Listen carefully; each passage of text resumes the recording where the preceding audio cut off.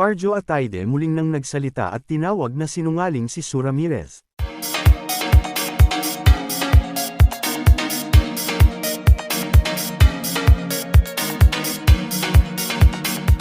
Nagbigay ng pahayag si Arjo Ataide upang pabulaanan ang mga kumakalat na tsismis na may relasyon at anak sila ni Sue Ramirez. Sa kanyang pagsasalita, tinawag niyang sinungaling si Sue dahil sa pagpapakalat umano nito ng maling impormasyon.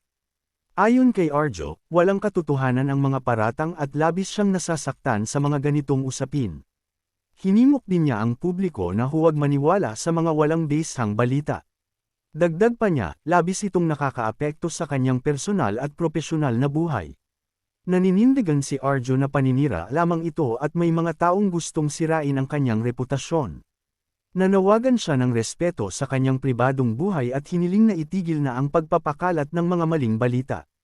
Sa huli, tiniyak ni Arjo na magsasagawa siya ng legal na hakbang upang maprotektahan ang kanyang sarili. And this are chika for today mga ka-showbiz, sana nag-enjoy kayo.